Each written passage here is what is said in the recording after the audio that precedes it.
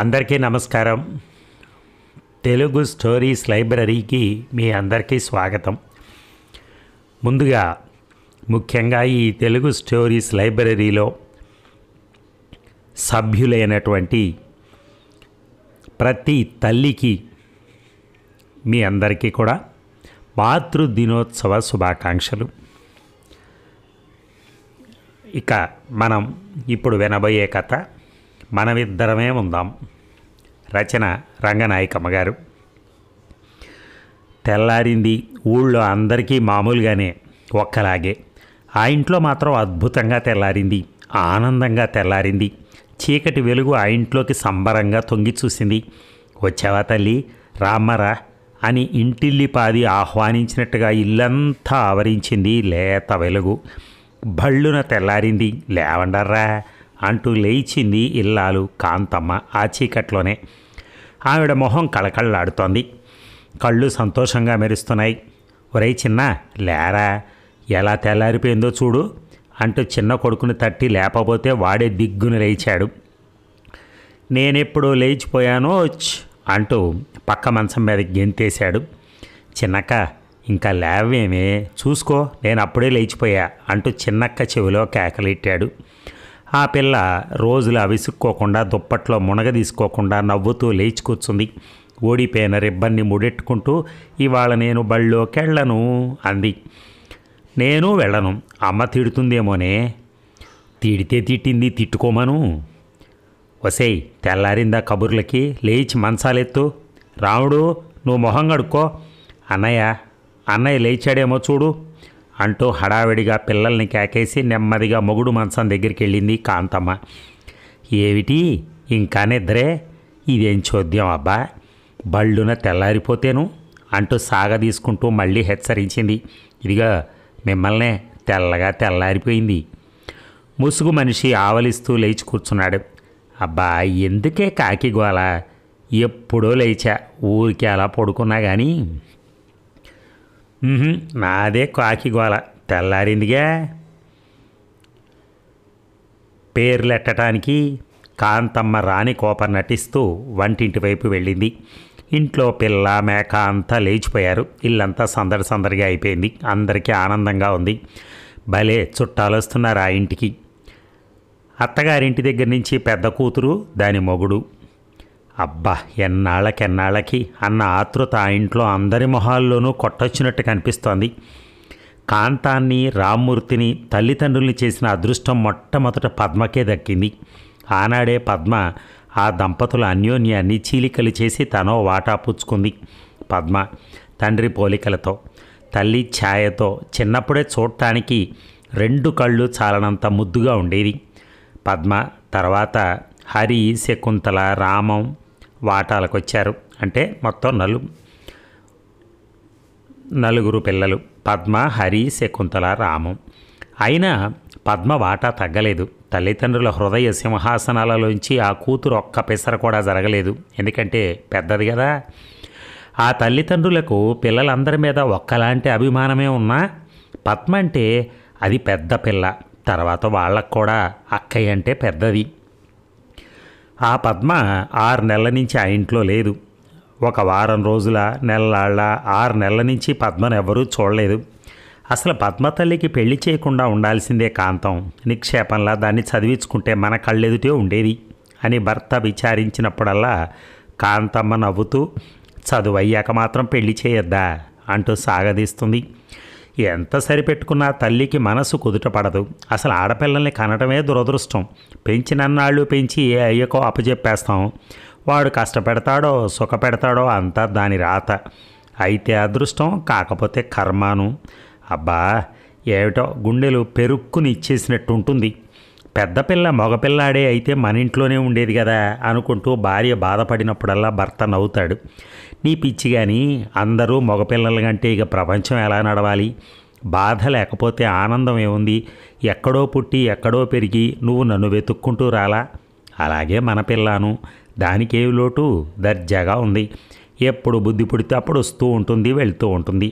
కన్యాదానం చేసి పుణ్యం సంపాదించుకోమన్నారు పెద్దలు. ఎందుకు అనుకున్నావు? ఈ విచారం మర్చిపోవటానికే అంటూ బుజ్జగిస్తున్నట్టుగా నచ్చజెప్పాడు. జనార్దన్ బంధువుల పెళ్లిలో పద్మను చూశాడు. చూసి చూడగానే అతనికి పద్మ నచ్చేసింది. పెళ్లి కబుర్లు జరిగాయి. జనార్దన్ ఎంఈ పాస్ అయి లెక్చరర్గా చేస్తున్నాడు. మనిషి నలుపు. తల్లిదండ్రులు ఉన్నారు. ఒకే ఒక చెల్లెలుంది. వెనక ఏవేవో ఆస్తిపాస్తులు ఉన్నాయి. కుర్రాడు మంచివాడని నమ్మకంగా తెలిసింది. రామ్మూర్తికి కాంతమ్మకి మతిపోయింది. సంతోషంతో ఉక్కిరిబిక్కిరి అయిపోయారు. పద్మ మొహం మీద లక్ష్మీ కళ తళతళలాడుతున్నట్టు కనిపించింది. పెళ్లి కబుర్లలో కట్నాల ప్రసక్తి రాలేదు. మాకింత కావాలని రొక్కించి కూడా అడగలేదు మగ పెళ్లివాళ్ళు. మీ పిల్లకి మీరేం పెట్టుకుంటారో మీ ఇష్టం, మేము అడగాల అంది పెళ్లి కొడుకు తల్లి. మా శక్తి కొద్దీ చేస్తాం వదిని గారు అంది కాంతమ్మ వినయంగా. సంబంధం కుదిరిపోయింది. లగ్నం పెట్టేశారు. రామ్మూర్తి శక్తి కొద్దే కాదు, శక్తికి మించి కూడా చేశాడు. మన దరిద్రం ఎప్పుడూ ఉండేదే. ఏదో పూర్వజన్మ సుకృతం కొద్దీ దానికి మంచి సంబంధం వచ్చింది. దాన్నైనా సుఖపడిని అనుకున్నారు తల్లిదండ్రులు. పెళ్ళిలాగే అయిపోయింది సంబరంగా. అల్లుడికి మనుగడుపులు అయ్యాయి. రోజులు ఎలా గడిచాయో తెలియకుండా గడిచిపోయాయి. బయలుదేరేటప్పుడు అల్లుడు తనతో పాటు పెళ్ళాన్ని తీసుకుపోతానన్నాడు. అప్పుడే కాపురానికి పంపేస్తామా? 3వ నెలలో సారే చీర పెట్టి పంపుతాం అంది అత్తగారు అల్లుడితో. పెట్టినవన్నీ చాలండి, ఇంకా మీకు పెట్టాలని ఉంటే 3వ నెలలో అవన్నీ పట్టుకుని రండి అన్నాడు అల్లుడు నవ్వులాటలోకి దించుతూ. కాంతమ్మ ఉండబట్టలేక కూతురుతో అప్పుడే వెళ్ళటం ఏమిటి, 3వ నెలలో వస్తానని మీ ఆయనకి చెప్పరాదు అంది. పద్మ సిగ్గుపడిపోయింది కానీ మాట్లాడిందే కాదు. పెళ్ళైన 10 రోజుల నాటికే పద్మ మొగుడుతో వెళ్ళిపోయింది. వెళ్లే ముందైనా అమ్మని నాన్నని తోడబుట్టిన వాళ్ళని చూసి బావురు మనలేదు. ఇరుగు పొరుగు వాళ్ళని, స్నేహంగా ఉండే పిల్లల్ని చూసి దిగులు పడిపోలేదు. ముసిముసి నవ్వులు నవ్వుతూ సిగ్గుపడుతూ బండెక్కి కూర్చుంది మొగుడు పక్కన. కాంతమ్మ కూతురికేవో సర్దుతూనే ఉంది, మూటలు కడుతూనే ఉంది, బండిలోకి చారేస్తూనే ఉంది. చివరికి ఎలాగో ఇంట్లోంచి తెముల్చుకుని బయటపడింది. అమ్మా అని కూతురు తనను చూసి బిక్కమొహం వేస్తుందేమో ఓదార్చుదామనుకుంది. పద్మ, అన్నీ సర్ది పెట్టుకున్నావు కదా, జాగ్రత్త అమ్మా, రైల్లో జాగ్రత్త, వెళ్ళగానే ఉత్తరం రాయి, ఏమి బెంగ పెట్టుకోకు అని గబగబా చెప్పేసింది. పద్మ అన్నిటికీ తల ఊపింది నవ్వు మొహంతో. ఇక బండి కదిలి వెళ్ళిపోతుంటే వెర్రిదానిలా చూసింది కాంతమ్మ. ఇంటి నిండా బెలబెలలాడుతున్న జనం మాట గుర్తే లేదు. పుట్టెడు దుఃఖం వచ్చేసింది. బావురుమని ఏడ్చేయిపోయింది. ఎలాగో తమాయించుకుంది. సాటి వాళ్ల హాస్యాలతో కాస్త తేరుకుంది. గంటలు గడుస్తున్న కొద్దీ మనసు బాగా తేలిక పడింది. రోజులు గడుస్తున్న కొద్దీ మిగతా పిల్లల మంచి చెడ్డలు చూసుకోవటంలో మునిగిపోయింది. ఇక పద్మ పెళ్లినాటికి హరి స్కూల్ ఫైనల్ పరీక్షలు రాశాడు. పద్మ వెళ్ళిపోయిన తర్వాత రిజల్ట్స్ వచ్చాయి. పాస్ అయ్యాడు. మార్కులు కూడా చాలా బాగా వచ్చాయి. వాడి చదువు మాట ఏమిటని రామ్మూర్తి, కాంతమ్మ వారం రోజులు వరుసగా ఆలోచించారు. నెలలాళ్ల కిందట పెళ్లి కోసం అప్పు చేశారు. ఇప్పుడు మళ్ళీ కొడుకు చదువు కోసం అప్పు చేయాల్సిందేనా? ఇదంతా ఎలా తీరేటట్టు? పద్మ పెళ్లికి అంత అప్పు అవ్వకుండా ఉంటే హరి చదువు గురించి వెనకాడాల్సిన పని ఉండేది కాదు. తెలివి తక్కువ పని చేశాం కాంతం. వెనకాల సంగతి ఆలోచించకుండా ఖర్చు పెట్టాం. ఆ పిల్లాడేలాగూ మన పిల్లని చేసుకోవడానికి సిద్ధపడే ఉన్నాడు. ఏదో 10 మందికి భోజనాలు ఎట్టి 4 అక్షింతలేసి అయ్యిందనిపించేయాల్సింది అన్నాడు రామ్మూర్తి కొంచెం పశ్చాత్తాపడుతూ. కాంతమ్మ అడ్డం వచ్చింది. అదే మాట, వాళ్ళు కట్నం కక్కమంటే 4,000 అయ్యేది. చచ్చినట్టు ఇచ్చేవాళ్ళం కాదా? మా పిల్ల అందగత్తెమ్మ అని అతీగతి లేనట్టు అంటగడితే బాగుంటుందా? ఏదో అత్త కట్నం, ఆడబిడ్డ కట్నం మంచి చెడ్డ అవుతాయి. మరి వాళ్ళ అందచందాలన్నీ జరిపాం కాబట్టే పిల్లను మర్యాదగా చూసుకుంటున్నారు అంది. ఇంతకీ మరి హరి సంగతి ఏం చేద్దాం? వాణ్ణి కూడా అడగరాదు. తర్వాత రామ్మూర్తి కొడుకుని అడిగాడు. అడగడం కన్నా తనే చెప్పాడు. నువ్వు కాలేజీలో చేరిన 4-5 సంవత్సరాలు చదివే వరకు చదువుకి అంతూ దరి ఉండదు. అప్పుడైనా దొరికేది గుమస్తా ఉద్యోగమే. నేనేమనుకుంటున్నానంటే నీకు కూడా ఇష్టపడితేనే అనుకో, లేకపోతే తల తాకట్టు పెట్టేనా నిన్ను కాలేజీలో చేర్పించేస్తాను. దానికన్నా మంచి దారి ఏమిటంటే ప్రస్తుతానికి ఏదైనా ట్రైనింగ్కి వెళ్ళి తర్వాత ప్రైవేట్గా చదువుకోవచ్చు కదా అన్నాడు. తండ్రి మొహంలో మంచితనం చూస్తూ హరి వెనక ముందు ఆడలేదు. అలాగే నాన్న అన్నాడు.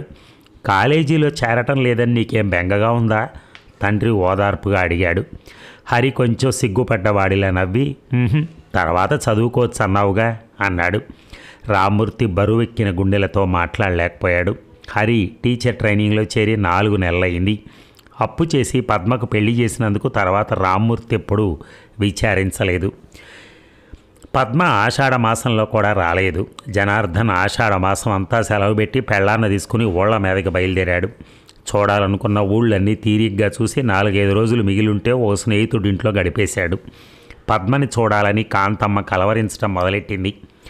రామ్మూర్తి అల్లుడు పేర, బియ్యంకుడి పేర 4-5 గొలుసు ఉత్తరాలు రాశాడు వారం రోజుల్లో. 2 వారాలకి తీరిగ్గా ఒక కార్డు ముక్కొచ్చింది బియ్యాల వారి దగ్గర నుంచి. మీ అల్లుడు కూతురు పలానా రోజు వస్తున్నారు అని. ఇంట్లో వాళ్ళ సంతోషానికి అంతులేదు. పద్మతల్లి వస్తోంది, ఎలా ఉందో చూసి చానాళ్ళయింది అనుకున్నాడు తండ్రి. పెద్ద పిల్ల వస్తోంది, బెంగ పెట్టుకుని చిక్కిపోయిందేమో అనుకుంది తల్లి. అక్కయ్య వస్తోంది, మా అక్కయ్య వస్తోంది అని సంబరపడిపోతూ తెలిసిన వాళ్ళందరికీ చెప్పొచ్చారు చిన్నవాళ్ళు. నిజంగా పద్మతో పాటు వాళ్ళ ఆయన కూడా రావటం ఆ ఇంట్లో ఎవరికీ అంత ఇష్టం లేదు. అతగాడు వచ్చాడంటే పెళ్ళాన్ని 2 రోజుల్లో 3 రోజుల్లో ఉంచి తీసుకుపోతాడు. ఆ ఉన్న 4 పూటలు ఇద్దరు గదిలో దూరి కూర్చుంటారు. సిగరెట్ దగ్గర నుంచి అన్నీ అందిస్తూ గంటల తరబడి అక్కడే కూర్చుంటుంది, కానీ బయటకు ఊడిపడదు. పెళ్లిలో అతను ఉన్న వారం రోజులు పద్మమోహన్ చూద్దామంటే కనిపించేదే కాదు. ఇప్పుడు అలా చేయదులే. 6 నెలల తర్వాత పుట్టింటి మొహం చూస్తోంది, దానికి మాత్రం అందరితోటి మాట్లాడాలని ఉండదా? ఇక పద్మ వచ్చే ఆ పలానా రోజు భళ్ళున తెల్లారింది. ఆ ఇంట్లో అందరికీ మహదానందంగా తెల్లారింది. కాంతమ్మ పద్మకిష్టమైనటువంటి కంది పచ్చడి, గుమ్మడికాయ పులుసు చేసింది. పరమాన్నం వండింది. ఇల్లు వాకిలి తీర్చిదిద్ది ఉంచింది. హరి స్టేషన్కి వెళ్తుంటే శకుంతల, రాము కూడా బడెగ్గొట్టి అన్నయ్య వెంట వెళ్ళారు. జనార్దన్ లేకుండా పద్మ ఒక్కతే వచ్చింది. బావగారేరి అన్నాడు హరి ఎగాదిగా చూస్తూ. రాలేదు, సెలవు దొరకలేదు అంది పద్మ. చిన్నవాళ్ళని చూసి నవ్వింది. గబగబా బ్యాగులోంచి ఏవో తీసి ఇచ్చింది తినటానికి. అంతా ఇంటికొచ్చారు. పద్మను చూస్తుంటే నోట్లోంచి మాట రాలేదు కాంతమ్మకి. బావ రాలేదమ్మా, సెలవు దొరకలేదంట అన్నాడు హరి. కాంతమ్మ మనసు పొంగిపోయింది అల్లుడు రానందుకు. అదేమిటే, ఇద్దరు వస్తున్నారని రాశారే అంది పైకి. పద్మ ముఖం ముడుచుకుంది. సెలవు దొరకలేదు, నేను మానేద్దామనుకున్నాను అంది. తల్లి తెల్లబోయింది. మానేద్దామనుకున్నావా? మంచిదానివే, ఇంకోసారి అతనే వస్తాడు. పద లోపలికి. శకుంతల, పొయ్యి మీద కాఫీ ఉంది, తెచ్చి అక్కయ్యకి అంటూ పురమాయించి పద్మ పెట్టి లోపలికి తీసుకొచ్చింది.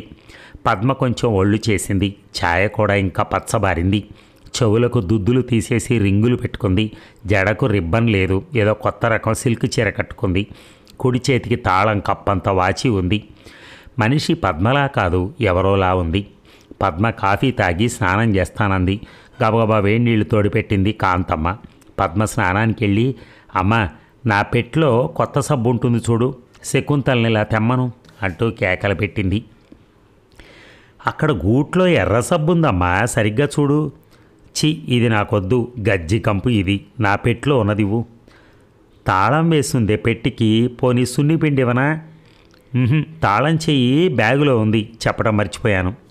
కాంతమ్మ చేతిలో పని వదిలేసి బ్యాగులో సామాన్లన్నీ గుమ్మరించి తాళం చేయి వెతికి పెట్టె తీసి సబ్బు బిళ్ళ పట్టుకునేసరికి 10 నిమిషాలు దాటింది. పావు గంటకి స్నానం చేసి బయటకు వస్తూ పద్మ సబ్బు పెట్టి తెచ్చి బ్యాగులో పెట్టుకుంది. పెట్టెలోంచి తల నూనె తీసి తలకు రాసుకుంది. అద్దము దువ్వెన తీసి తల దూకుంది. సెంటు సీసా తీసేసరికి అక్కయ్య నాకు నాకు అంటూ ఎగబడ్డారు చిన్నవాళ్ళు. తను బట్టల నిండా అన్ని చోట్ల రాసుకుని వాళ్ళకా వేలు అంటించింది. మళ్ళీ అన్నీ పెట్లో సర్దేసుకుంది. వేలు మాత్రమే అంటించిందండి, గుర్తుపెట్టుకోండి. పద్మ అత్తారింటికి వెళ్ళేటప్పుడు స్నోలు, పౌడర్లు, సెంట్లు అన్నీ పట్టుకెళ్ళింది. ఇవన్నీ కొత్త వాటిలా కనపడుతుంటే తల్లి అడిగింది, నువ్వు తీసుకెళ్ళినవన్నీ అయిపోయాయటే అని. పద్మ అన్నీ పొందిగ్గా పెట్లో సర్దుకుని తాళం వేస్తూ అవెన్నాళ్ళు వస్తాయి అంది.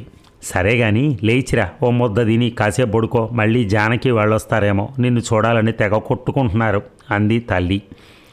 4 పిల్లలకి ఒక్కసారే అన్నాలు పెట్టింది. పద్మ కంది పచ్చడితో ఒక ముద్ద తిని తీసేసింది. మిగిలిన కూరలు కూడా సరిగ్గా తినలేదు. అదేమిటే అని తల్లి లబలబలాడింది. మన తిండి మన కూరలన్నీ మర్చిపోయావటే అంది దిగాలు పడి. అబ్బా, అన్నిట్లోనూ ఉప్పు ఎక్కువైపోయిందమ్మా అంది పద్మ చేయి కడుక్కుంటూ. కాంతమ్మ కూడా 2 మెతుకులు పెట్టుకుంది. పద్మ, మీ అత్తారి కబుర్లేమిటే, ఏమీ చెప్పావు కావు? అన్నం తింటూ ఆప్యాయంగా అడిగింది కూతుర్ని. ఏమున్నాయి, అంతా బాగానే ఉన్నారు. అబ్బా, నిద్ర వస్తోంది, కాసేపు పడుకుంటానమ్మా అంటూ లేచి గదిలోకి వెళ్ళిపోయింది కూతురు. ఇక పద్మ, కాఫీ తాగవా, 3 అయిపోయింది అంటూ తల్లి అరగంట నుంచి పాట పాడుతుంటే నెమ్మదిగా కళ్ళు విప్పింది పద్మ. మధ్యాహ్నం కాఫీ ఏమిటమ్మా, టీ తాగుతాం మా ఇంట్లో అంది బద్ధకంగా ముడుచుకుని పడుకుంటూ. కాంతమ్మ కొంచెం తెల్లబోయింది, దిగాలు పడి చూసింది. మా ఇంట్లోనా? మీ ఇంట్లో తాగితే సరేలే, మన ఇంట్లో టీ పొడుగు లేదు కదమ్మా. పిల్లలు బళ్ళోకి పోయారు, ఇంకా రాలేదు. తర్వాత తాగుతాలే, టీ అలవాటైపోయిందమ్మా, లేకపోతే తలనొప్పి వస్తుంది అంది పద్మ కళ్ళు మూసుకునే. కాంతమ్మ పక్కింటి వాళ్ళ పిల్లాన్ని పిలిచి టీ పొట్లాన్ని తెప్పించి టీ కాచింది. అప్పటికి లేచి పద్మ మొహం కడుక్కొని మళ్ళీ జడేసుకుంది. టీ ఒక్కసారి చప్పరించి మొహం చిట్లిస్తూ, ఇదేంటమ్మా అంత పొగ కంపు అని వదిలేసింది. కాంతమ్మకెందుకో అనుమానం వచ్చింది. కూతురుని ఎగాదిగా చూసింది. ఎలా అడగాలో సిగ్గేసింది. మొహం మీద నవ్వు తొణికిసలాడింది. అనునయంగా అడిగింది, పద్మ, నీ ఒంట్లో బాగోలేదా ఏమిటే? పద్మ తలగడలోకి మొహం పెట్టేసుకుంది. నాకే బాగానే ఉంది. చెప్పుదు, నా దగ్గర సిగ్గేందుకు, నెలగాని తప్పిందా? నిన్ను చూస్తుంటే అలాగే ఉంది. పద్మ మాట్లాడలేదు, సిగ్గుపడిపోయిన దానిలా నవ్వింది. కాంతమ్మ కడుపు వెన్నెల సముద్రం అయిపోయింది. బిడ్డ మీద పుట్టెడు అభిమానం ముంచుకొచ్చింది. నీ కడుపు బంగారంగాను, ఇంతసేపు ఆ కబురే చెప్పలేదేమే, ఎన్నో నెల? ఏమో నాకు తెలియదు బాబు. కాంతమ్మ నవ్వింది. తర్వాత అదే చెప్తుందని అక్కడి నుంచి లేచిపోయింది. ఎర్ర సబ్బు వాసన నచ్చకపోవటానికి, కందిపచ్చడి తినకపోవటానికి కారణం తెలిసిపోయాక కాంతమ్మ మనస్సు తేలిక పడింది. సంతోషంతో నిండిపోయింది. పిల్లకు నెల తప్పిందా? ఎంత? కన్ను మూసి తెరిచేలోగా నెలలు నిండుకొస్తాయి. మనవడో మనవరాలో. కాంతమ్మకి హఠాత్తుగా 10 ఏళ్ల వృద్ధాప్యం, గాంభీర్యం మీద పడ్డాయి. తలుచుకుని తనలో తనే పుక్కిలెంతలుగా నవ్వుకుంది. వంటింట్లో ఇటు అటు తిరిగింది. మళ్ళీ కూతురు దగ్గరికి వచ్చింది. ఏదో నెపం మీద, ఎన్నో నెలంటే చెప్పావు కావేమే, 2 నెలలు వెళ్ళాయా? పద్మ సిగ్గుపడుతూనే అని ఊకొట్టింది. మరి మీ అత్తగారైనా ఒక కార్డు ముక్క రాయకపోయిందా మాకు? యథాలాపంగా అంది కాంతమ్మ. రాస్తానన్నారు మరి అని ఊరుకుంది పద్మ. బయట నుంచి జానకి కంఠం జానకి కన్నా ముందొచ్చింది. అత్తయ్య, పద్మ వచ్చిందట కదా, శకుంతల కనపడితే అడిగాను అంటూ వచ్చింది జానకి. వస్తూనే పద్మను చూసింది. అబ్బో, బస్తీ పిల్ల అయిపోయిందండోయ్ అంటూ వేళాకోళం చేసింది. కాంతమ్మ వంటింట్లోకి వెళ్ళి పనుల్లో పడింది. పద్మ జానకితో తెగ మాట్లాడుతోంది. గంట కొట్టినట్టు వినిపిస్తున్నాయి మాటలు. వంటపాకలోకి మొగుండి గురించి చెప్తోంది, అత్తగారి గురించి చెప్తోంది, వాళ్ళ ఇంటి గురించి వర్ణిస్తోంది. కాంతమ్మ ఎసరు పెట్టి కూరలు కోసి మళ్ళీ పద్మ వాళ్ళ దగ్గరికి వెళ్ళింది. పద్మ, సాయంత్రం అన్నంలోకి పెసరట్టు తింటావటే, అప్పుడే వేడిగా చేసి పెడతాను అంది. వద్దులే అమ్మా, ఇప్పుడు ఎందుకు? ఏ, నీకు సైన్సదా? మీ అత్తగారేమి వంటలు వండి పెట్టేదో కానీ ఇక్కడ తిళ్ళన్నీ మర్చిపోయినట్టున్నావు నువ్వు. జానకి నవ్వుతూ, వాళ్ళ అత్తగారు చాలా మంచిదట అత్తయ్య అంది.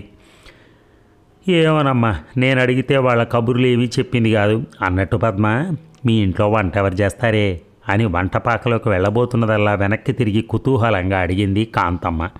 పద్మ తలగడ మీద వేళ్లతో గీతలు గీస్తూ చెప్పింది. మా అత్తయ్య గారే చేస్తారు. నన్నే పని ముట్టుకొనివ్వరు. ఇంట్లో ఎప్పుడూ ఒక పని కుర్రాడు ఉంటాడు. పని మనిషి ఎలాగూ వస్తుంది. 12 రూపాయలు ఇస్తాం దానికి. బట్టలు అవి అదే ఉతుకుతుంది. నన్ను తల కూడా రుద్దుకోనివ్వదు. పని మనిషే రుద్దుతుంది. అదేమిటి మరి నువ్వేం చేస్తావు అంది తల్లి తెల్లబోతూ. పద్మ నవ్వేసి ఊరుకుంది. వంట అంతా ఆవిడ చేయటం ఏమిటి, నువ్వు నేర్చుకోవద్దు అంది మందలింపుగా. కూతురు అంత సుఖపడుతుందంటే చాలా సంతోషంగానే ఉంది కాంతమ్మకి. అయినా ఎందుకో కడుపంతా కలచినట్టు అయింది. పిచ్చి కానీ పద్మకి ఇంకా ఈ పుట్టిల్లు, ఈ పేదవాళ్ల పాటలు ఇంకా ఎక్కడ గుర్తున్నాయి? పద్మ పెట్టె తీసి జానకి కొత్తగా కొనుక్కున్న చీరలు చూపించింది. తను మొగుడు తీయించుకున్న ఫోటోలు చూపించింది. కాంతమ్మ ఉండబట్టలేక తను కూడా ఫోటోలను ఎగబడి చూసింది, సంతోషించింది. సాయంత్రం రామ్మూర్తి శ్రమంతా మర్చిపోయి ఉత్సాహంగా వచ్చాడు. కూతుర్ని చూశాడు. కన్నుల పండగ అయింది తండ్రికి. బాగున్నావా అమ్మా అన్నాడు పొంగి పొర్లే అనురాగంతో. పద్మ కొంచెం నవ్వి తలదించుకుని సిగ్గుపడుతూ తల ఊపింది. మీ ఆయన కూడా వస్తానన్నాడే? రాలేదు, సెలవు దొరకలేదు. పోనీలే, ఏం చేస్తాం మరి. మీ అత్తగారు వాళ్ళు బాగున్నారా? కుశల ప్రశ్నలన్నీ అయ్యాయి. అసలు కబురు తెలిస్తే ఇంకెంత మురుస్తారో మీరు అంటూ కాఫీ అందించింది కాంతమ్మ. పద్మ లోపలికి తప్పుకుంది. కబురు ఏమిటి? ఇంకేమిటి, మీ నెత్తెక్కి చెవులు మెలయటానికి ఒక కుర్ర సన్యాసి పుడతాళ్ళేండి. ఆహా, నిజమే? ఎన్నో నెల? ఒంట్లో కులాసాగా ఉందా? ఇద్దరూ బాగా పెద్దవాళ్ళు అయిపోయి పుట్టబోయే కుర్ర వెధవను మధ్యన పెట్టుకుని వేళాకోళాలు ఆడుకున్నారు. నా చెవులు ఎందుకు మేలేస్తాడు, నీ కొప్పట్టుకు లాగుతాడు కానీ అన్నాడు రామ్మూర్తి. అది చూద్దాం, ఇంకెన్నాళ్ళు. 4 నెలలు. కళ్ళు మూసుకుంటే సరి 7వ నెల జొరబడగానే పురిటికి తీసుకురావాలి. తలుచుకుంటేనే నా కాళ్ళు వణుకుతున్నాయి. ఈ గండం ఎలా గడిచి గట్టెక్కుతుందో. చేతికి సాయంగా కామాక్షి వదని రమ్మని ఉత్తరం రాయాలి. రామ్మూర్తి నవ్వాడు. ఏమిటలా గాబరా పడిపోతున్నావు? ఇంకా 7 నెలల మాట కదా. అంతలో వస్తాయి, దొర్లుకుంటూ వస్తాయి. రేపు వదినకు ఉత్తరం రాసి పడేద్దురు. పద్మకి నెల తప్పిందని, పురుడు ఆవిడ చేతుల మీదే పొయ్యాలని నేను రాసినట్టు రాయండి. రాస్తాలే, బజార్కి వెళ్తాను. ఏమైనా దేవాలా? ఏం తెస్తారు? ఏం చెప్పినా దొరకమంటారు. ఇంకేం చెప్పను. అన్నట్టు టీ పొట్లం ఒకటి కావాలి. పద్మకు అలవాటైందట. శనగపప్పు తెస్తారా? ఎక్కడెత్తుకురాను? అయితే అయింది, బ్లాక్లోనే కొని తెద్దురు. పద్మకి బొబ్బట్లంటే ప్రాణం, తెగ తింటుంది. రామ్మూర్తి వెళ్ళిపోయాడు. శకుంతల, రాము బళ్ళోంచి వచ్చేశారు. అక్కయ్య దగ్గర ఫోటోలు ఉన్నాయి, చూడండర్రా అంది కాంతమ్మ వంటింట్లోకి వెళ్తూ. ఫోటోలా? చూపించక్కయ్య అంటూ పద్మ మీద పడ్డారు పిల్లలు. అన్నీ సర్ది పెట్టేశాను, ఇప్పుడు కాదిక, రేపు చూపిస్తాలేండి అంది పద్మ బద్ధకంగా. చిన్నవాళ్ళిద్దరూ చిన్నపోయారు. పోనీ రేపు చూపిస్తుందిలేండి, ఇలా రండి, పెసరట్టు ముక్కలు పెడతాను అంటూ వాళ్ళని పిలిచింది కాంతమ్మ. ఇక పద్మ వచ్చి వారం రోజులైంది. కూతురు ధోరణి బాగా ఆకళింపు అయిపోయింది తల్లికి. మొదట్లో ఏమో లేని సరిపెట్టుకుంది కానీ రాను రాను సర్ది చెప్పుకోలేకపోతోంది. చిన్నవాళ్ళిద్దరూ ఫోటోలు చూపించమని ఎంత అడిగినా మీరేం చూస్తారు, చేతులు పెట్టి పాడు చేస్తారు అంది ఒకసారి. తర్వాత చూపిస్తాలేండి అంది ఇంకోసారి. 2 రోజుల దాకా ఆ మాటే లేదు. పద్మ స్నానం చేస్తుంటే శకుంతల పెట్టి తీసి ఫోటోలు బయటికి తీసేసింది. నేను ముందు చూస్తానంటే నేను ముందు చూస్తానని చిన్నవాళ్ళిద్దరూ దెబ్బలాడుకుంటున్నారు. దాంతో రహస్యం కాస్త బయటకు పడిపోయింది. పద్మ బట్టలు చుట్టబెట్టుకుని గబగబా వచ్చి కోపంగా, ఎవరు చెప్పారే నీకు నా పెట్టి తీయమని? వేషం, పళ్ళు రాల కొడతాను అంటూ చెల్లెల్ని లెంపకాయ కొట్టినంత పని చేసి ఫోటోలు లాక్కుంది. శకుంతల బిక్కమొహం వేసి వెక్కి వెక్కి ఏడవడం మొదలెట్టింది. కాంతమ్మ గబగబా వచ్చింది. ఏదో సరదా కొద్దీ తీసింది, దాన్ని ఎందుకే అలా కేకలేసావు పద్మ అంది నిష్ఠూరంగా. లేకపోతే చూడమ్మా పెట్టెంత ఎలా కెలికేసిందో. ఫోటోలు అవి మచ్చలు పడితే ఆయన విసుక్కుంటారు. అయితే అవేవో మీ ఇంటి దగ్గరే పెట్టుకుని రాలేకపోయావా, ఇక్కడికి ఎందుకు తెచ్చావు అని తర్వాత చిన్న కూతుర్ని కేకలేసింది. అయినా దాన్ని పెట్టి ముట్టుకోవటం నీకేం పోయే కాలమే. కొత్త బట్టలు అవి అద్దంలా సర్దుకుంది అది. ఇంకా ఏమిటేమిటో ఉంటాయి, అవన్నీ పాడు చేస్తే దానికి చిరాకు రాదు మరి. చాలు కానీ పో అవతలకే అంది. శకుంతల బెక్క చచ్చి వెళ్ళిపోయింది. పద్మ తనొచ్చిన మర్నాడే పొద్దున్నంతా కూర్చుని ఏమిటో 1 గంట సేపు రాసింది.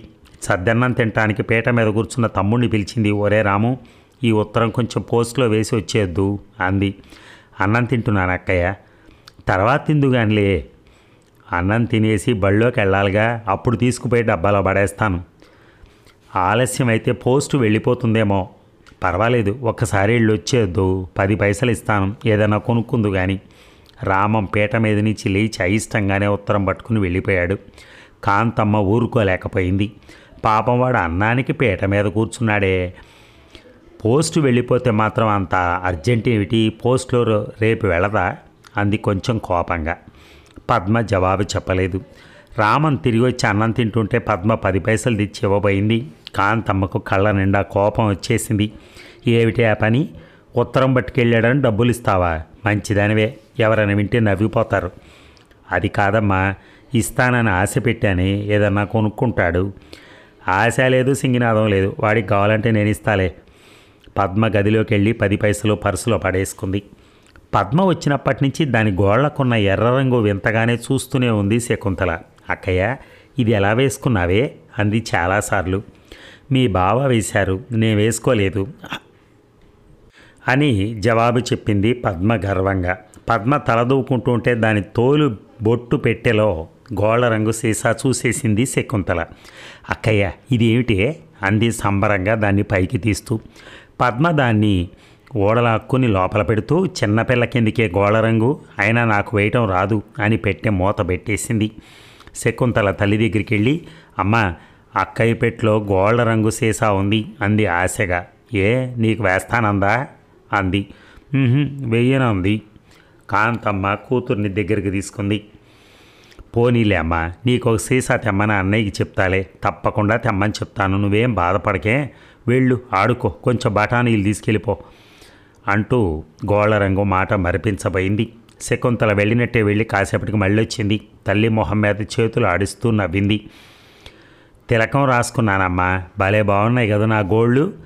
కాంతమ్మ ఒక్క క్షణం వాటికేసి చటుక్కున ఆ చేతులు ముద్దు పెట్టుకుంది. వాటికేసి చూసి, ఎంత బాగున్నాయే పిచ్చి మొండ చేతులు, నీకు కూడా మొగుడొస్తే సరి, వాడే తెస్తాడు గోళ్ళ రంగులు వేళ్ల రంగులును. శకుంతల సిగ్గు ఓడిపోయి అక్కడి నుంచి పరిగెత్తింది. ఇక అన్నానికి రాకుండా అరగంట నుంచి లెక్కలతో తన్నుకుంటూ అంది శకుంతల. వెధవ లెక్క రావటం లేదు అని బిక్కమొహం వేసింది. శకుంతల అన్నం పెట్టేశానే అని తల్లి అరుస్తూనే ఉంది. శకుంతల వినిపించుకోకుండా పుస్తకం పట్టుకుని అక్క దగ్గరికి వెళ్ళింది. అక్కయ్య కొంచెం ఈ లెక్క చెప్పవే, నాకు చేత కావట్లేదు అంది. పద్మ రాస్తున్న ఉత్తరం మూసేసి, నాకు ఇప్పుడు ఖాళీ లేదు, ఉత్తరం రాసుకుంటున్నాను, తర్వాత చెప్తాలే అంది చిరాకు పడుతూ. కాదక్కయ్య, ఇప్పుడు చేసి తీసుకెళ్ళాలి, లేకపోతే మాస్టర్ కొడతారు. అబ్బబ్బా పోదు, రోజు ఎలా చేసుకుంటున్నావు, తొందరగా బళ్ళోకి వెళ్ళిపో, కమలా వాళ్ళు ఏమైనా చేసుకొచ్చారేమో, ఎక్కించుకో. తల్లి శకుంతలను పిలుస్తూ వచ్చింది. తిండి తినమంటే ఊడిపడవేమే అంటూ వచ్చిన తల్లి చిన్న కూతురు అవస్థ అంతా చూసింది. అదేం లెక్కే తల్లి నీ ప్రాణానికి, ఇలారా కూడికలేనా, నాకు వస్తుందేమో చూస్తాను, ఇలారా. కూడికలు కావమ్మా, వడ్డీ లెక్క. ఒక ఉద్యోగస్తుడు 1600 రూపాయలు అప్పు తెచ్చి ఇల్లు కట్టించారు. నెలకి 100కి రూపాయన్నర చొప్పున 15 సంవత్సరాలకి ఎంత వడ్డీ అవుతుంది అని చదివి ఏడు మొహం పెట్టింది శకుంతల. సరి, మన బతుకులాగే ఉంది వాడి బతుకును. అంత అప్పు తెచ్చి ఇల్లు కట్టుకోకపోతేనే నెలకి 100కి రూపాయన్నర, 1600క 16 8 24 రూపాయలు, సంవత్సరానికి 15 సంవత్సరాలకి తల అటు ఇటు ఆడిచ్చి 360 రూపాయలని రాసుకోవే అని చెప్పేసింది కాంతమ్మ విజయ గర్వంతో. అలా కాదమ్మా, లెక్కంతా ఎలా చేశామో వర్కింగ్తో రాసి చూపించాలి అని బిక్కమొహం పెట్టింది శకుంతల. ఎలా ఏమిటి, నోట్లో చేసుకుంటాం, ముందు నువ్వు లేచిరా అన్నానికి. పోనీ పద్మ, ఒకసారి దానికి ఆ లెక్క చెప్పరాదటే, నిన్నేగా ఉత్తరం రాసింది, మళ్ళీ ఏమిటి రాస్తున్నావు, తర్వాత రాసుకోరాదు. పద్మ పెన్నుతో అరచేతిలో బొట్టు పెట్టుకుంటూ నసుగుతూ అంది. వెళ్ళగానే మా అత్తగారు ఉత్తరం రాయమన్నారు, నేను రాసింది ఆవిడకి కాదు. సరి, అప్పుడు భర్తగారికి ఇప్పుడు అత్తగారికినా? బాగుందమ్మా, నువ్వు అత్తారింటికి వెళ్తుంటే వెళ్ళగానే ఉత్తరం రాయమని నేను మాత్రం చెప్పలేదు. రాశావా నువ్వు? ఎప్పుడో 2 నెలలకో కార్డు ముక్క. హరి స్కూల్ ఫైనల్ పరీక్ష పాస్ అయ్యానని రాస్తే జవాబన్నా ఇచ్చావా? నువ్వు ఉత్తరం రాస్తావని ఎన్నేళ్ళు ఎదురు చూశాడాడు అని 4 అనేద్దామా అనిపించింది, కానీ అనలేకపోయింది. తన పెద్దతనం చిన్నబోవటం ఇష్టం లేక శకుంతలకి అన్నం పెట్టే నెపం మీద అక్కడి నుంచి గిర్రున తిరిగి వెళ్ళిపోయింది కాంతమ్మ. ఇక పద్మ ఉన్న వారం రోజులు నిప్పుల మీద నుంచుంది, ముళ్ళ మీద కూర్చుంది. ఒక మాట మంచి లేదు, కష్టం సుఖం లేదు, పక్కుమని నవ్విన పాపాన పోలేదు. 6 నెలల తర్వాత ఆడపిల్లకి ఇంటికి వచ్చిందన్న సందడే లేదు, అసలు ఇంట్లో కళే లేదు. కాంతమ్మ మనస్సు పరిపరి విధాలా పోయింది. నోరు తెరిచి మొగుడితో కూడా ఒక్క ముక్క అనలా. ఆవాళ పద్మ ఒంట్లో బాగా లేదని లేవలేదు, కాఫీ తాగలేదు. కాంతమ్మ గాబరా పడిపోయింది. అమ్మా పద్మ, ఎలా ఉంది నీకు అని మంచం దగ్గరికి వెళ్ళి మెత్తగా అడిగింది. కొంచెం తలనొప్పిగా ఉందమ్మా, అంతే. పోన్లే, ఒకసారి డాక్టర్ దగ్గరికి వెళ్దామా, నాన్న జాగ్రత్తగా తీసుకెళ్తారు. రామ్మూర్తి కూడా సిద్ధపడ్డాడు ఆఫీస్కి సెలవు పెట్టి ఆసుపత్రికి వెళ్ళటానికి. పద్మ ఒప్పుకోలేదు. ఇక్కడ మందులు ఏవి పుచ్చుకోవద్దని ఆయన చెప్పారు. అక్కడ మాకు తెలిసిన లేడీ డాక్టర్ దగ్గర మందులు వాడుతున్నాను. వికారం పెడితే వేసుకోమని మాత్రలు ఇచ్చింది, అవి అయిపోయాయి. పర్వాలేదులే, అక్కడికి వెళ్ళిపోయాక మళ్ళీ వాడతాను. అదేమిటే వారమన్నా అవ్వలేదు, నువ్వు అసలు వచ్చినట్టే లేదు, పోనీ ఆ మాత్రలేవో ఈ ఊళ్ళో డాక్టర్ రాసివ్వడా? అయినా వారం రోజులు వచ్చేయమని ఆయన చెప్పారు. కాంతమ్మకి ఏమనాలో తోచలేదు. సరేలే, ఇంకో 4 రోజులు పోయి వెళుదు కానీ, ఎలాగో 7వ నెలలో తీసుకురావాలి, పోనీ 4 నెలలు అక్కడే ఉండు, నీ మనసు బాగాలేదు అంది ఓదార్పుగా. పద్మ తటపటాయిస్తూ నవ్వు ముఖంతో 7వ నెలలో వాళ్ళు పంపిస్తారో లేదో అని నసికింది.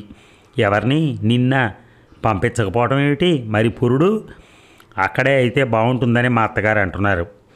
తెల్లబోయింది కాంతమ్మ. ఇదేం చోద్యమే, పుట్టింటి వాళ్ళ ఉండగా అక్కడ పురుడేమిటి? రేపు మీ అత్తగారు తన కూతుర్ని అలాగే వదిలేస్తుందా? మరి నువ్వేమన్నావు? ఏమో నాకేం తెలుసు. అసలు ఆ డాక్టర్ అమ్మ తన ఆసుపత్రిలో పురుడు పోసుకోకపోతే వైద్యమే చేయదట. మరీ మంచిది, దాని వైద్యం ఎవడికి కావాలి? డాక్టర్లకేం కరువా? పద్మ మాట్లాడలేదు. తల్లి చెప్పుకొచ్చింది. 1 నెలాళ్ల ముందే అత్తయ్యని పిలిపించి నీకు ఆ చెంబుడు నీళ్లు పోసేసి తల్లిని పిల్లని లక్షణంగా ఏ 3వ నెలలోనో పంపిద్దామనుకుంటున్నాను. బాగుందమ్మా, మీ అత్తగారి కబురే బాగుంది. ఆ 2 మాటలు అనేసింది కానీ ఇంకా మనసులో బాధ తీరలేదు. వాళ్ళు ఎంత చెప్తే అంతేనా ఈ పిల్లకి?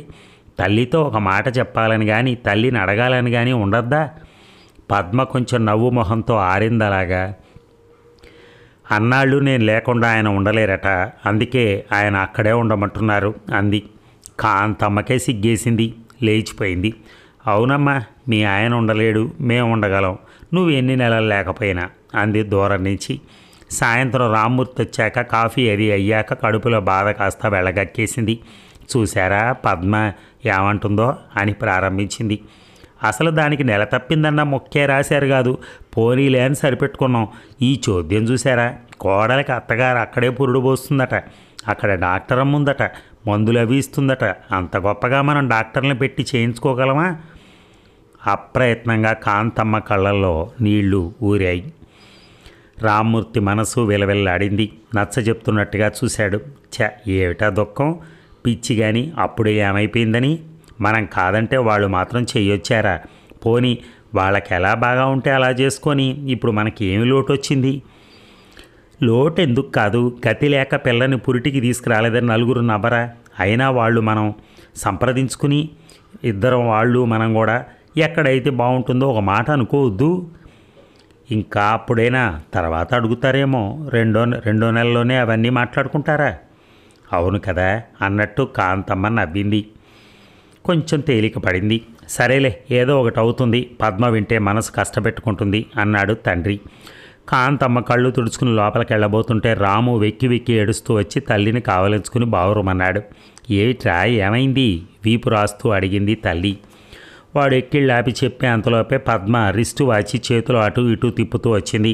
చూడమ్మా, ఈ వెధవ ఏం చేశాడో, మొహం కడుక్కుని వద్దామని వాచి పెట్టి మీద పెట్టేళ్ళా, వచ్చేటప్పటికి చేతికి కట్టుకుంటున్నాడు. నన్ను చూసి కంగారు పడి దబ్బున పడేశాడు. ఏమైందో ఏమిటో, అద్దం పగిలితే ఏమయ్యేది చెప్పు? వెధవని 2 తగలనిచ్చాను అంది వాచి తనిఖీ చేస్తూ. తల్లి మనసు ఉడికిపోయింది. అలాగే నుంచుని ఎగాదిగా చూసింది కూతుర్ని. అక్కొచ్చినప్పటి నుంచి చిన్నపిల్లలిద్దరూ ఆ వాచి చూపించమని ఎన్నిసార్లు అడిగారో. అక్కయ్య, నాకోసారి వాచి కట్టవా? ఒక్కసారి కింద పడేయను, ఒక్కసారి పెట్టుకుని తీసేస్తా అని ఇద్దరూ బోల్డ్ సార్లు అడిగారు. శకుంతల పోరు పడలేక ఒక్కసారి దాని చేతికి కట్టింది పద్మ. అది మురిసిపోతూ ఇల్లంతా తిరిగింది, అందరికీ చూపించింది వాచి.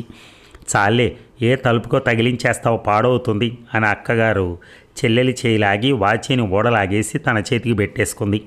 శకుంతలకి సరదా తీరకపోయినా వాచి తన చేతికి ఉన్న మధుర క్షణాలను గుర్తు చేసుకుంటూ బయటికి వెళ్ళిపోయింది. తర్వాత అదే చెప్పింది తమ్ముడితో. ఇందాక అక్కయ్య నాకు వాచి పెట్టింది, ఎంత బాగున్నానో తెలుసా, అచ్చం అక్కయ్యలా ఉన్నాను అంటూ వాడిని తెగ ఊరించింది. రామం పుట్టాడు ఉత్సాహంతో అక్క దగ్గరికి పరిగెత్తాడు. పెద్దక్క, ఇందాక చిన్నక్కయ్యకి నీ వాచి పెట్టావు కదా, నాకు ఒక్కసారి పెట్టవా అన్నాడు గంతులేస్తూ. నీ చేతికి బెల్ట్ లూజ్ అయిపోతుంది నాన్న, వాచి కింద పడిపోతుంది అంది పద్మ. తమ్ముడు వదలలేదు. ఏది, ఒక్కసారి చూస్తాను, మళ్ళీ నీకే ఇచ్చేస్తాను. పద్మకు చిరాకేసింది. చెప్తుంటే వినవే, అది బద్దలు కొడితే కానీ ప్రాణం ఊరుకోదా? వేషం అంది విసుక్కుంటూ. రామన్ చిన్నబుచ్చుకుని వెళ్ళిపోయాడు. అదంతా తల్లికి తెలుసు, అప్పుడే వాడిని ఓదార్చింది కూడా. అయినా వాడు ఉత్సాహం చెప్పుకోలేక వాచి ముట్టుకుని 2 దెబ్బలు తిన్నాడు. తల్లికి తల తీసేసినట్టయింది. పద్మ పెళ్లికి ముందు చిన్నవాళ్ళిద్దరినీ ఎంత గారాభంగా చూసేదో, వాళ్ళ చదువు సంధ్యల గురించి ఎంత శ్రద్ధ చేసేదో కాంతమ్మకంతా కళ్ళకు కట్టినట్టుంది. వాళ్ళు ఎప్పుడైనా చదవకపోయినా పెంకితనాలు చేసినా 2 దెబ్బలు కొట్టేది. అప్పుడు అమ్మకి అక్కకి తేడా లేదు. పెద్ద పిల్ల చిన్నపిల్లల్ని కొట్టింది అని తల్లికి ఎప్పుడూ బాధ కలిగేది కాదు. ఇప్పుడు పద్మ రామాన్ని కొట్టిందంటే కాంతమ్మ మనసు గింజుకుపోయింది. నీ వాచి నువ్వు దాచుకోకపోయావా, వాడుంటి మీద దెబ్బెందుకేసావు అని కూతురుతో దెబ్బలాడాలనిపించింది. పోనీలే ఊరుకోమ్మ, నీ అక్కయ్యే కదా, అక్కయ్య కొడితే ఏ అయినా దాని వస్తువు ఎందుకు ముట్టుకున్నావు, ఎంత ఖరీదు పెట్టి కొనుక్కుందో ఏమిటో, అది పోతే మనం తెప్పించి ఇవ్వగలమా ఏమన్నానా అంటూ కొడుకునే మందలిస్తూ ఓదార్చింది. వాడు తల్లి దగ్గర మొహం పైకెత్తి బొగ్గ చూపించాడు. ఎడం బొగ్గ మీద వేళ్లతో గట్టిగా నలిపిన గుర్తులు రక్తం కూడుకుని పొంగి ఎర్రగా కనిపించాయి. ఒసే పద్మ, కొడితే వీపు మీద ఒక దెబ్బ కొట్టాలి కానీ ఏమిటి ఈ పని, వాడి బొగ్గ ఎంత కందిపోయిందో చూడు అంది కాంతమ్మ కోపాన్ని అణుచుకుంటూ నిష్ఠూరంగా. పద్మ మాట్లాడలేదు. ఇదొకటి నేర్చింది, దేనికి నోరిప్పకపోవడం, వీళ్లతో నాకేం మాటలు అనుకుంటుందో ఏమో అనుకుంటూ తల్లి గిజగిజలాడింది. ఇక పద్మకు 3వ ఉత్తరం వచ్చింది మొగుడు దగ్గర నుంచి, వచ్చేయమని, వాళ్ళ అమ్మ కూడా వచ్చేయమని చెప్పమందని. అమ్మ నేను రేపు వెళ్ళిపోతాను అంది పద్మ అన్నం తింటూ. తెల్లబోయింది కాంతమ్మ. అదేమిటి రేపే ఏమిటే? ఆయన ఉత్తరం రాశారు, మా అత్తగారు కూడా వచ్చేయమన్నారట. కాంతమ్మకి అరికాలి మంట నెత్తికెక్కింది. తల్లి మాటకు లెక్కలేదు కానీ అత్తగారంటే అలా కొట్టుకుపోతున్నావేమిటి అనేబోయి తమాయించుకుంది. 10 రోజులన్నా పుట్టింట్లో ఉండాలని అనిపించద్దు. సరే నీ ఇష్టం, అలాగే వెళ్ళు అనేసింది. పద్మ అన్నం తిని లేచి గబగబా పెట్టే బ్యాగా సర్దుకుంది. మర్నాడు పొద్దుట బండికి వెళ్ళిపోతానని ప్రయాణం స్థిరం చేసేసుకుంది. ఆ పెట్టే బ్యాగు దగ్గరలో పెట్టుకుంది. పోనీ రేపు సాయంత్రం వెళ్ళకూడదటే, ఏమైనా చేసిస్తాను, సరుకులు ఇప్పటికిప్పుడు ఎలా వస్తాయి, ఇంట్లో పంచదార లేదు, మైదా పిండి లేదు, అన్నీ తెచ్చుకోవాలి. ఎందుకు, నాకేం వద్దు, మా ఇంట్లో ఏవేవో చేస్తూనే ఉంటారు. మా ఇల్లు అన్నిటికీ మా ఇల్లే. బాగుందమ్మా, మీ ఇంట్లో చేయరానా నేను అనేది, పుట్టింటి నుంచి వెళ్తున్న పిల్లవి, కాస్త ఏదైనా తీసుకెళ్ళకపోతే ఏం బాగుంటుంది, పాకుండలు చేయనా, ఈ పూటే చేస్తాను. వద్దు బాబు, మా అత్తగారు నవ్వుతారు. కాంతమ్మకి చెంప మీద కొట్టినట్టయింది. నవ్వితే నవ్విందిలే, గొప్ప గొప్ప వంటలు నాకు చేతకావు, చెప్పుల్లో కాళ్ళు పెట్టుకుని కూర్చున్నావు, పోని కొంచెం శనగపిండి ఉంది, కారపూస చేయనా. వద్దమ్మా, మా ఆయన తీయటివే కానీ కారం తినరు. అయితే బూందీ దూసి బెల్లం మిఠాయి చేస్తాను. బెల్లం వద్దు, పంచదార వెయ్యి. కాంతమ్మ 1 గంట పంచదార అప్పు కోసం తిరిగి ఎలాగో సంపాదించి తీసుకొచ్చింది. జానకిని సాయం పిలిచి మిఠాయి చేసి తాటాకుల బుట్టలో సర్దింది. గాజులు రిబ్బన్లు అవి ఏవన్నా కావాలటే పద్మ, సాయంత్రం జానకిని తీసుకుని వెళ్ళి కొనుక్కోరాదు. నా దగ్గర చాలా ఉన్నాయి, కావాలంటే అక్కడే కొనుక్కుంటాలే, డబ్బుంటే ఇయ్యి అంది పద్మ గదిలోంచి. పెట్టె మళ్ళీ సర్దుకుంటూ. ఊరుకుంది కాంతమ్మ. కిందటి రోజు శకుంతల బళ్ళోంచి రిబ్బన్ ఎక్కడో పారేసుకొచ్చింది. తల్లి తిడుతుందేమోనని జడుస్తూనే చెప్పింది. కాంతమ్మ కేకలేదు, దారం ముక్క కట్టింది జడకి. పద్మ అంతా చూస్తూనే ఉంది. పెట్లో అన్ని రిబ్బన్లు పెట్టుకుని, అమ్మా అక్కయ్య దగ్గర గాజు పెట్టెలో బోలెడు రిబ్బన్లున్నాయే, ఒకటి అడగనా అంది ఆశగా శకుంతల. వద్దు, అది ఇవ్వాలి కానీ నువ్వు అలా అడగకూడదు, సాయంత్రం నువ్వే కొనుక్కుంది కానిలే, ఈ పూటకి ఇలా ఉండని అంటూ లేచింది కాంతమ్మ. పద్మ వెళ్ళిపోతున్న కబురు సాయంత్రం తండ్రికి తెలిసింది. అదేమిటి అప్పుడే అన్నాడు ఆశ్చర్యంగా. కూతురుని అడిగాడు. అదేమిటమ్మా అంత తొందర ఏమిటి, 10 రోజులన్నా అవ్వందే. ఉత్తరం వచ్చింది, రమ్మని రాశారు అంది పద్మ నేల చూపులు చూస్తూ. అతనికి నేను జవాబు రాస్తాను, ఇంకో వారం రోజులు ఉండరాదమ్మా, నువ్వు అసలు వచ్చినట్టే లేదు ఉన్నట్టే లేదు అన్నాడు తండ్రి అభిమానం ఉట్టి పడుతూ ఉంటే. పద్మ మాట్లాడలేదు, కొంచెం నవ్వింది. తల్లి అందుకుంది. దాన్ని వెళ్ళనివ్వండి, దాని ఇంటికి అది వెళ్తుంది, ఎన్నాళ్ళు ఉంటుంది పరాయి చోట అంది నిర్మోహమాటంగా. రామ్మూర్తి ఇంకేం అనలేదు. అయితే నీతో హరిని తీసుకెళ్ళమ్మా, మళ్ళీ వచ్చేస్తాడు అన్నాడు. ఎందుకు, అక్కర్లేదు, ఒక్కదాన్ని వెళ్ళగలను. వెళ్ళలేవని కాదు, తోడెవరన్నా ఉంటే బాగుంటుందమ్మా, నువ్వు వచ్చేటప్పుడు మీ ఆయన కూడా వస్తాడని ఊరుకున్నాం కానీ లేకపోతే తీసుకురావటానికి హరి వచ్చేవాడే. పర్వాలేదు నాన్న, ఎందుకు అనవసరంగా రాను పోను. తమ్ముడిని తనతో తీసుకెళ్లడం అక్కగారికి సుతరాము ఇష్టం లేనట్టుగా అనిపించింది. తల్లి అందుకుంది. అది వెళ్తాను మొర్రో అంటుంటే మీరేమిటి మధ్యలో? ఇప్పుడు దీన్ని దిగబెట్టడానికి వాడికి మాత్రం ఖాళీ ఎక్కడుంది? వాడి చదువో అని కస్సుమంది. రామ్మూర్తి ఊరుకున్నాడు.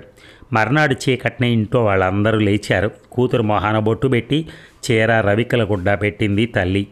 ఆవిడ మనసు ఆ క్షణంలో అమృత భాండంలా ప్రేమతో నిండిపోయింది. గండం గడిచి పండంటి బిడ్డనెత్తుకుని 10 కాలాల పాటు సుఖంగా ఉండు తల్లి అనుకుంది కడుపులో. పద్మ పర్సులోంచి చిల్లర డబ్బులు తీసి చిన్నవాళ్ళిద్దరికీ కొనుక్కోమని ఇవ్వబోయింది.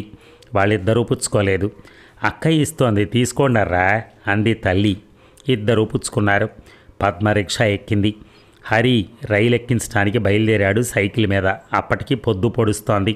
వంట మొదలెట్లేదు కాంతమ్మ. దిగులుగా భర్త దగ్గర కూర్చుంది.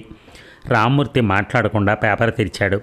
ఎందుకలా ముభావంగా కూర్చున్నారు అంది కాంతమ్మ పలకరిస్తూ. ఏముంది, పద్మ తల్లి చాలా మారిపోయింది. మారనివ్వండి, మందేం పోయింది బరువుగా పలికింది కాంతమ్మ కంఠం. ఆవిడ బాధ రామ్మూర్తి ఏనాడో గ్రహించాడు. ఓదార్పుగా అన్నాడు. పిచ్చిదానా, ఆడపిల్లలు మారిపోరా మరి? పిచ్చి నాకు కాదు మీకే. ఆడపిల్లలే మారరు. వాళ్ళకి తల్లి తండ్రి అన్న తమ్ముడు అన్న అభిమానాలు ఉంటాయి. ఎన్నేళ్ళు వచ్చినా పుట్టింటికి రావడం అంటే మురిసిపోతారు. అత్తారింట్లో ఎంత అంతస్తుల మీదకెక్కినా పుట్టింట్లో పురిసెడు గంజినీళ్ళైనా తాగాలనుకుంటారు. కానీ ఇది చూసారా, ఉన్న వారం రోజులు ఎలా గింజుకుపోయిందో. పోనీలేండి, అది మొగుడు దగ్గరే పుట్టి పెరిగింది. కాంతమ్మ కంఠం రుద్ధం అయిపోయింది. కన్నీళ్లు ఉబికి వచ్చాయి. చాలే, ఏమిటా చాదస్తం? అది చిన్నది, నువ్వు పెద్దదానివి.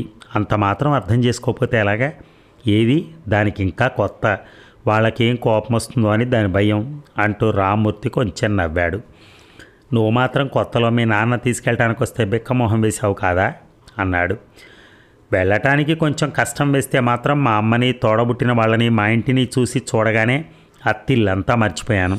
అసలు నాకు మొగుడున్నాడన్న మాటే మర్చిపోయాను. పిల్లలు పుట్టే వరకు నాకు పుట్టింటి ధ్యాస పోనేలేదు. పద్మకి అదేమన్నా ఉందా? మొగుడు ఎంత మురిపంగా చూసుకుంటే మాత్రం 20 ఏళ్ల పాటు కళ్ళల్లో పెట్టుకుని చూసుకున్న తల్లి తండ్రి కంటి కానరా? తోడబుట్టిన వాళ్ళ మీద మమకారమే ఉండదా? అంత మిడిసిపాట. పుట్టింటికి వచ్చానన్న సంతోషం ఏమన్నా ఉందా దానికి? ఇక్కడికి వచ్చి పరాయి వాళ్ళ ఇంటికి వచ్చినట్టుగా మసిలింది. కన్నెత్తి చూసిందా? పన్నెత్తి పలకరించిందా? చిన్నపిల్లలను అసలు గిట్టనిచ్చిందా? వాళ్ళని పలకరించేదే కాదు, పెట్టెలో అన్ని రిబ్బన్లు పెట్టుకుని తోడబుట్టిన దానికి ఒక్కటి కూడా జారనివ్వలేదు. చిన్నపిల్ల జడకి దారం మొక్క కట్టుకుని తిరుగుతున్నా చూస్తూ ఊరుకుంది. సరేలేండి, దానికి లేని ప్రేమ మనకు మాత్రం ఎందుకు? ఇప్పుడు ఇలాగే అంటావు. 10 రోజులు పోతే పద్మ ఎలా ఉందో ఏం చేస్తుందో అని కలవరంతలు మొదలెడతావు. కాంతమ్మకి కడుపులో ఉన్న కాఠిన్యం అంతా పైకొచ్చింది. దానికోసం ఇక మనం కలవరించక్కర్లా. దాని మొగుడున్నాడు, అత్తగారుంది, నౌకర్లున్నారు, చాకర్లున్నారు. దానికేమిటి లోటు? 10,000కి అలా ఉండాల్సిందే. అమ్మ ఉంది, నాన్న ఉన్నాడు, తోడబుట్టిన వాళ్ళున్నారు అని దానికి ఎప్పటికైనా జ్ఞాపకం రావాలి. కానీ దాని కబురు నా నోటితో అంటానేమో చూడండి. కన్నాం, పెంచాం, పంపించాం. ఇంకా దానికి మనకి ఏం సంబంధం? మిగిలిన వాళ్ళని చూసుకోవాలి. మనల్ని నమ్ముకున్న వాళ్ళే మన బిడ్డలు. వాళ్ళు మాత్రం మారిపోరా? అడ్డాలనాడు బిడ్డలే కానీ గడ్డాలనాడు బిడ్డలా అంటారు కదా అని నవ్వాడు రామ్మూర్తి.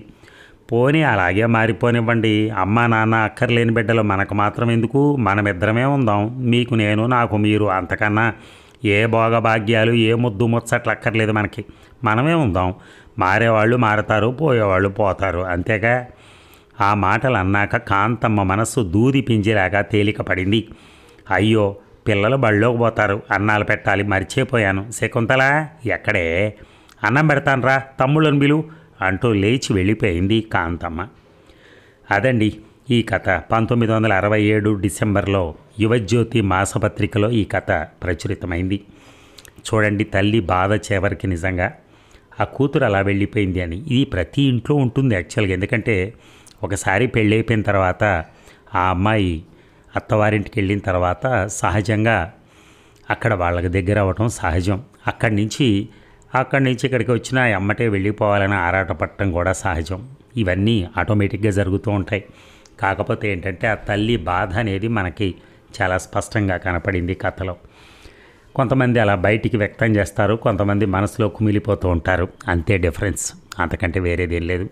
ఎవరు ఎక్కడికి వెళ్ళాలో అక్కడికి వెళ్ళాల్సిందే, చివరికి తప్పదు కదా. ఎందుకంటే ఈ అమ్మ కూడా ఎక్కడి నుంచో వచ్చిందే కదా.